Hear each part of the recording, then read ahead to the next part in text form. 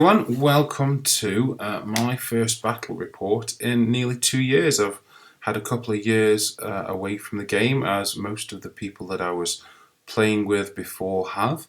And we're just getting back into it. We're all scattered, my group, we're all scattered around the world now, so we're playing on Universal Battle 2.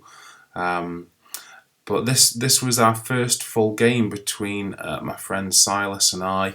I'm playing Highborn Elves, and he's playing the Infernal Dwarves. So let's get into deployment and crack on. First, we got battlefield number 6, well, deployment number 6, which is the one where you start on one side and you have to kind of keep on going in the same direction. So we both started on the left side and deployed right.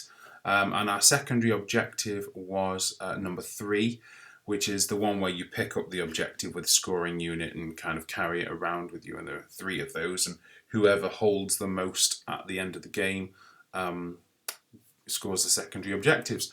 So let me just talk you through the army lists. I'll start with mine, going left to right. I've got a Great Eagle, then a big block of spears, a unit of 29 Sea Guard with a pyromancy mage in there, just a basic adept.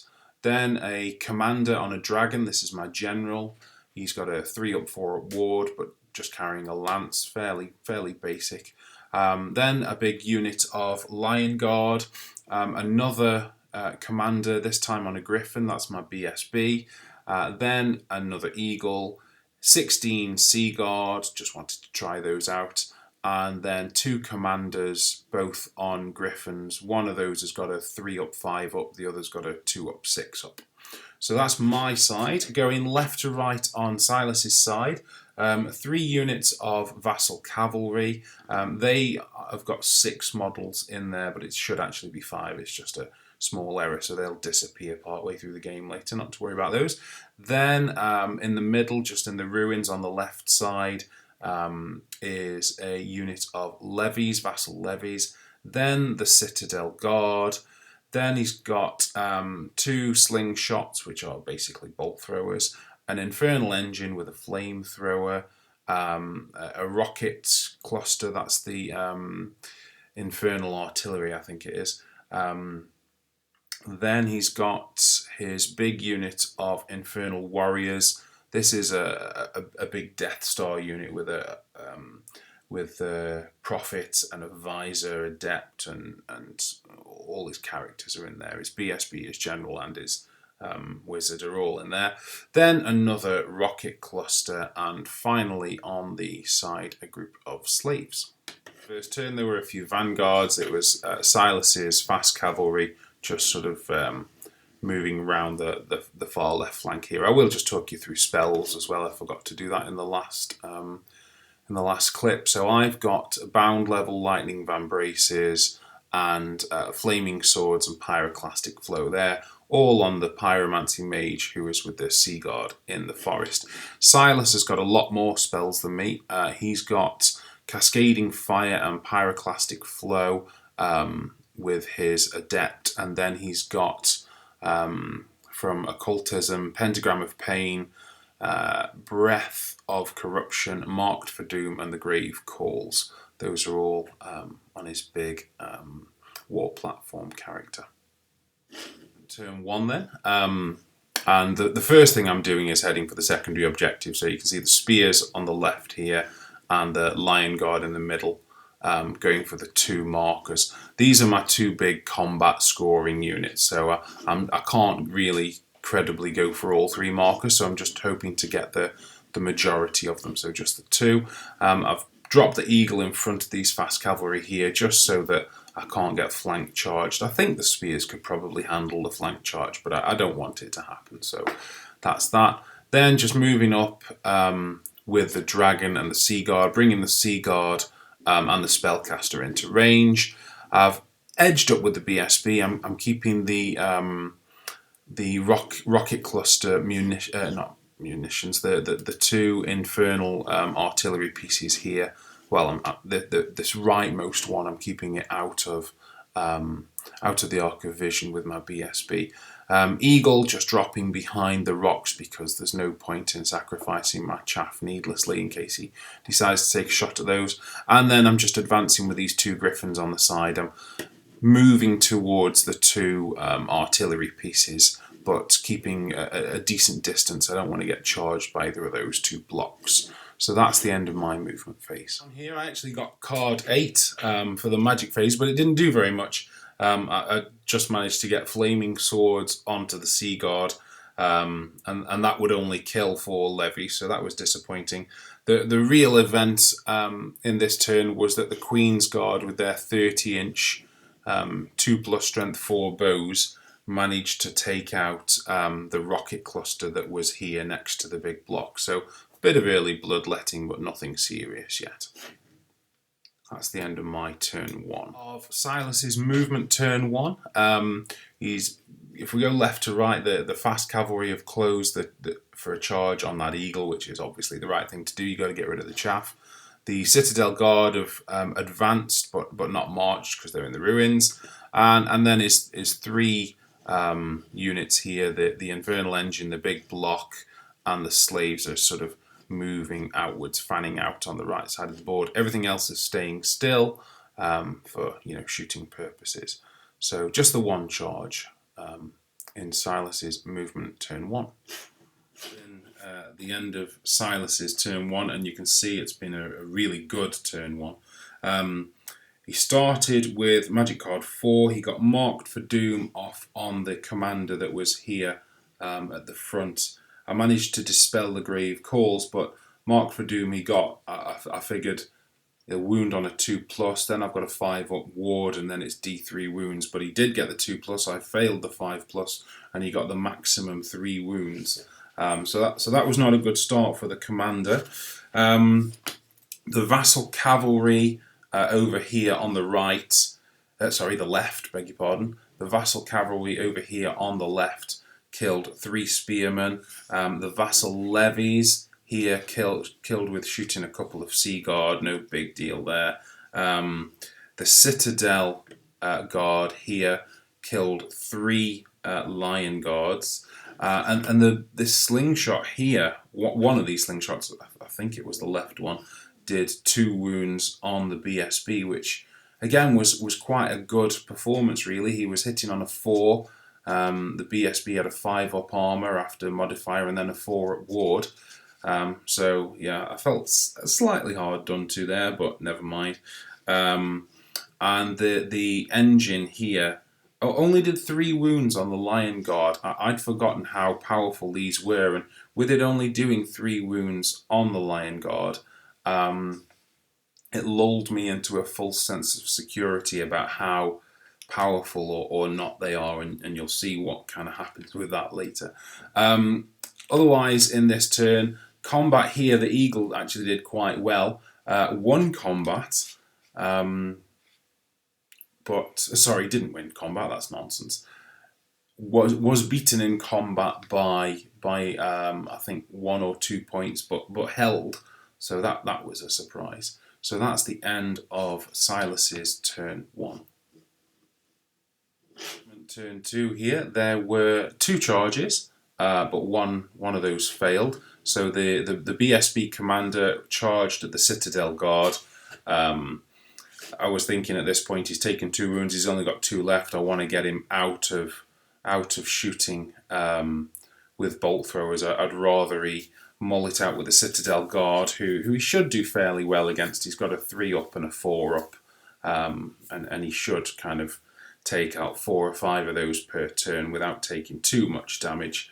And I was expecting the Lion Guard or another commander to kind of come in later on to support him. So that was the idea there. But they fled. He redirected towards the bolt thrower but failed the charge.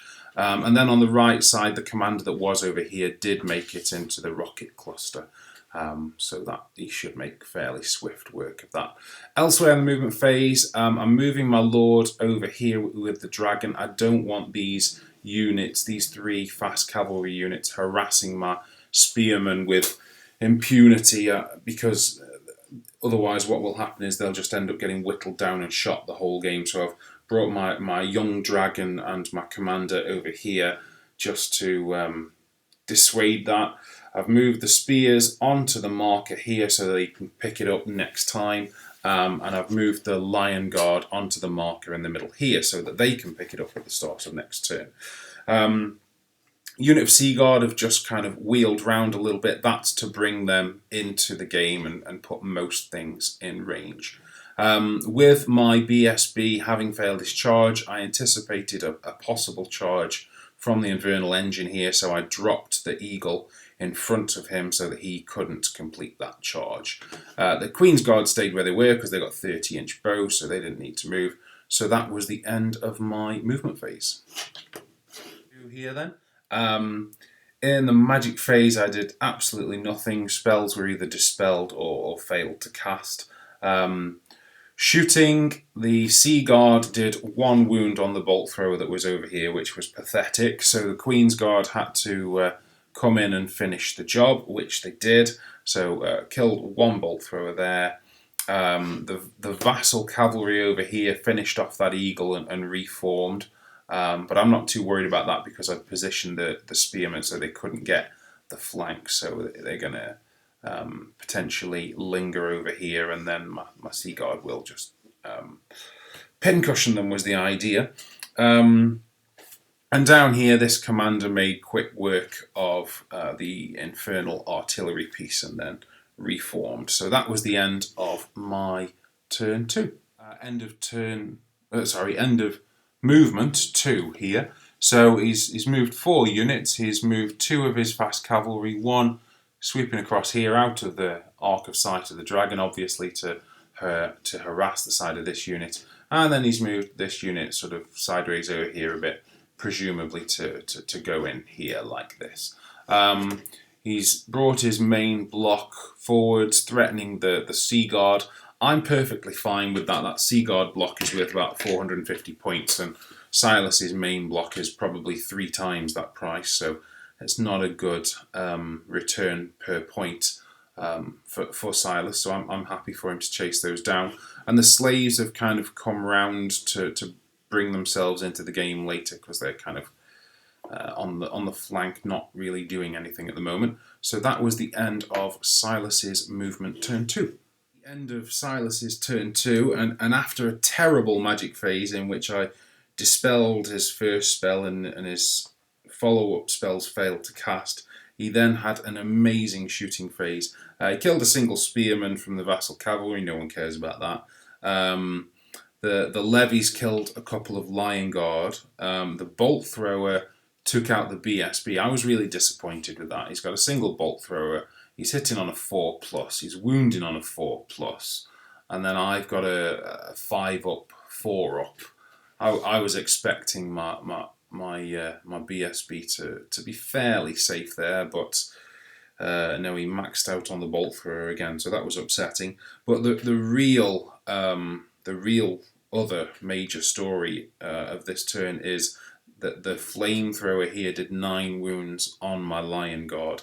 So that's really bad news in the middle. I need this block.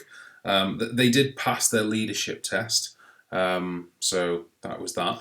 Up here, also a bit of a pounding. 8 Queen's Guard killed by shooting from the block, both the Infernal Warriors and the characters. So Silas inflicting some pretty serious damage in the centre and the back right there.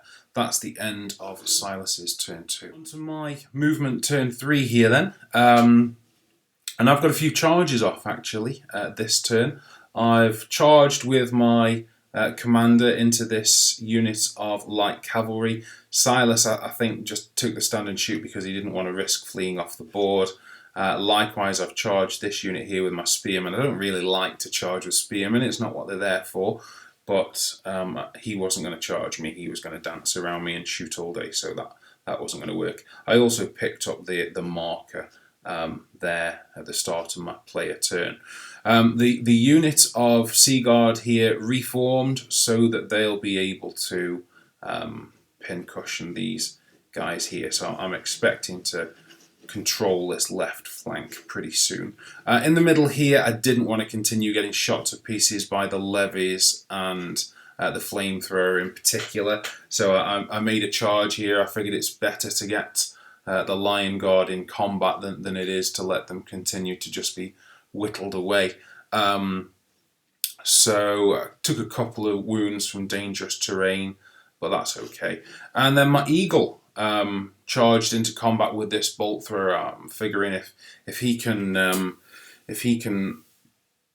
hold up the bolt thrower there, then the bolt thrower is not going to be shooting at my monster riding character. So that was that.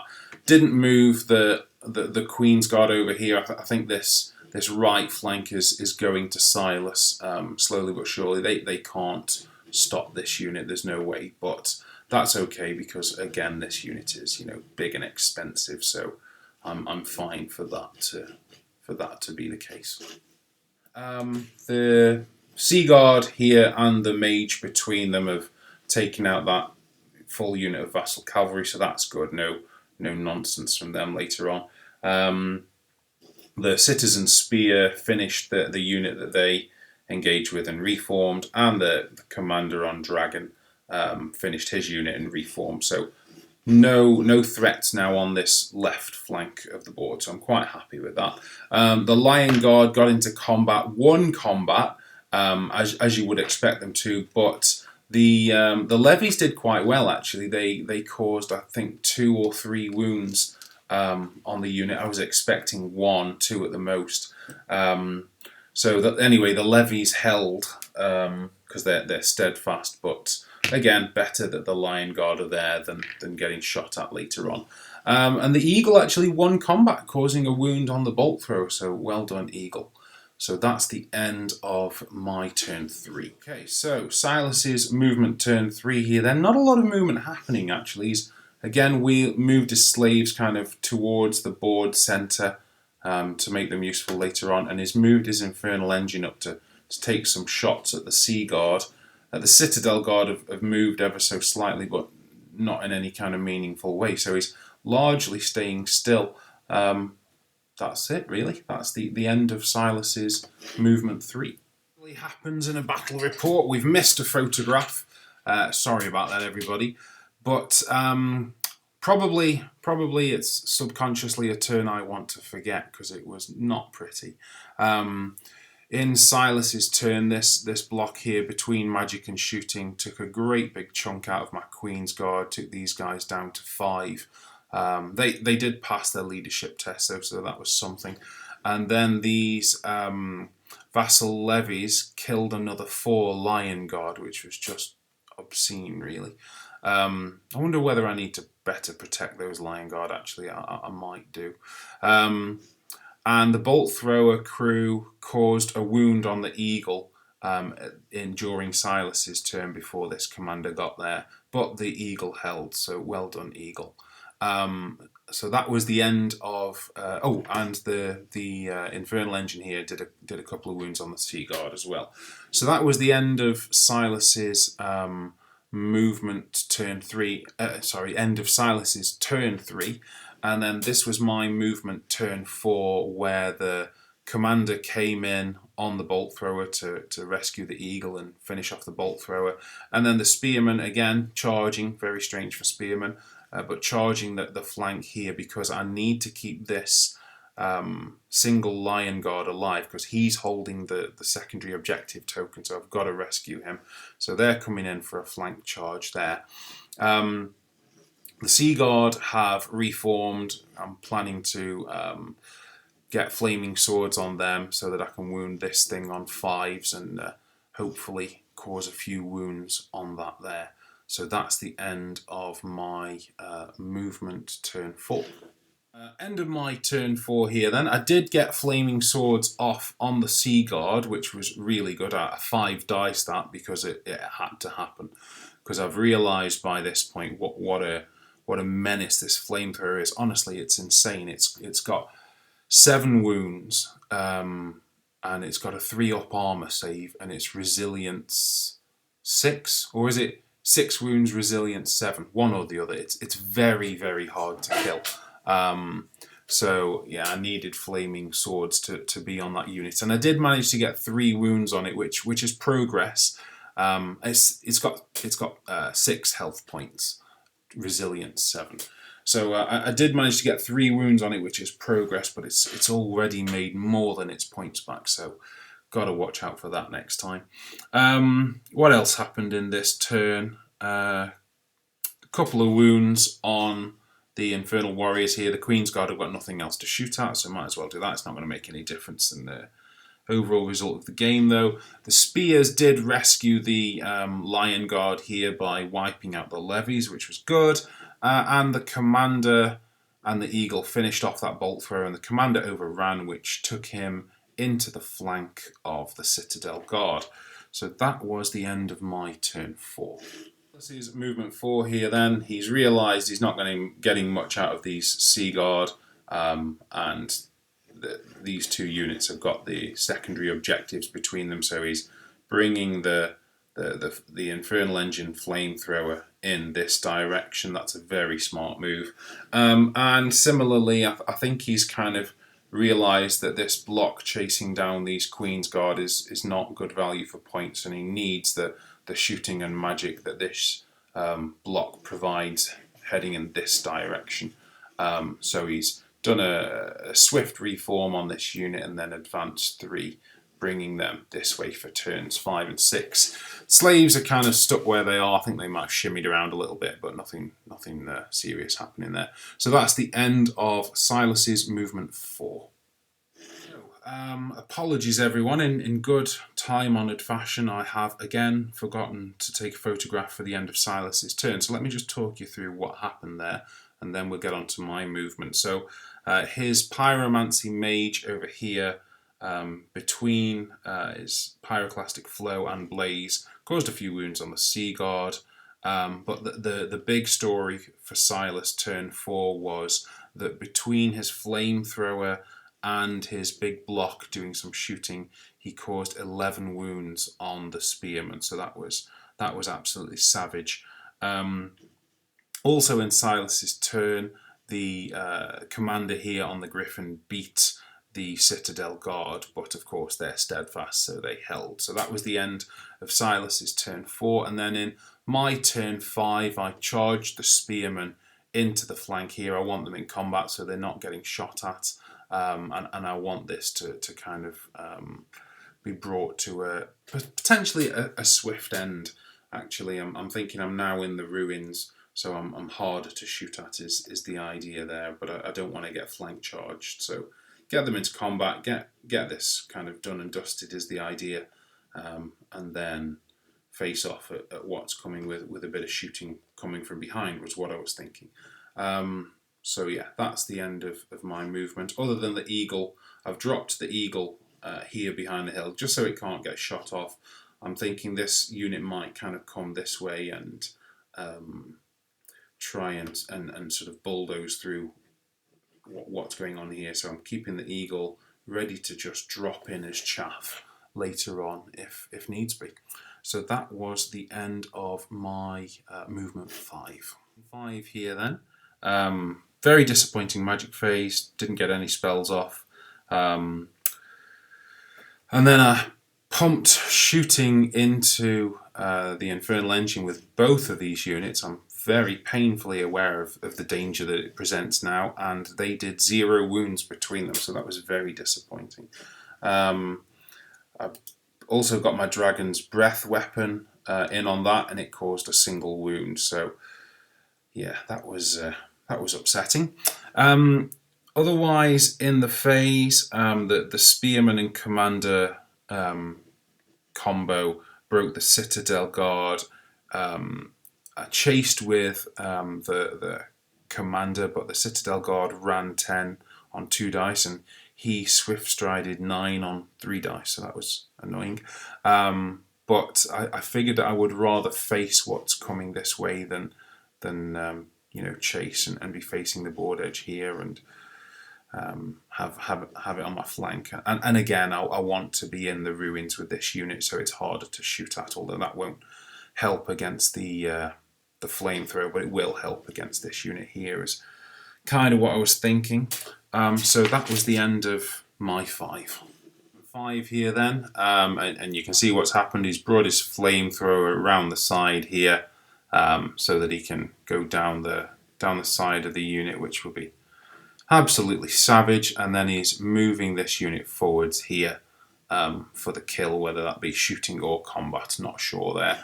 And then he wants to take these points for the Queen's Guard, so he's sending the slaves that way. There are only 5 of them. I don't think they can hold off 20 infernal slaves.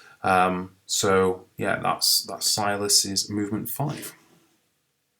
Silas's turn 5 here then, and it was another really good turn for him. He started actually by miscasting, but because he got card 8, his miscast result was reduced by 1. It would have been 666, but it became 555, and he didn't do any wounds. So although it was a miscast, he completely got away with it. Then the flamethrower and the block between them did another 11 wounds on the spearman. So that was absolutely savage, really. So that was the end of Silas's turn 5. I've got 2 spearmen holding a marker and 1 lion guard holding a marker in those ruins now. Yeah, on to my final turn then. This is my movement 6, and you can see that the commander on the Griffin here has charged the fleeing Citadel Guard just to run them off the board, make sure that he doesn't rally, secure the points of that.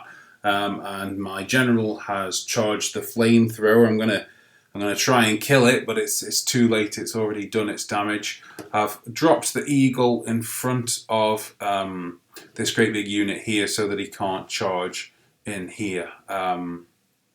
But I mean, he's been shooting the whole game, so it's all I can do really. I brought the Sea Guard up slightly just to bring the wizard's spells in range, because they were a little bit out. I was thinking I might shoot at the slaves because they're more sort of killable, but with the general and the BSB being here, I later decided not to go after the slaves because they'd just they would just use the general's leadership and the reroll, and it wouldn't make any difference. So that was that. So that's the end of my movement turn 6. So this is Silas's movement turn 6. Only one movement, which is to charge the Queen's Guard with the slaves. Now, had this been earlier in the game, I would have obviously fled and then looked to rally. But as it's turn 6, I have to stay and fight, otherwise I'm dead anyway. So I did a stand and shoot. Took a couple of wounds off them, but you can still see there's a great big block of them there. This big unit with the characters, this Death Star is standing still, and he's going to try and shoot me down in his final turn.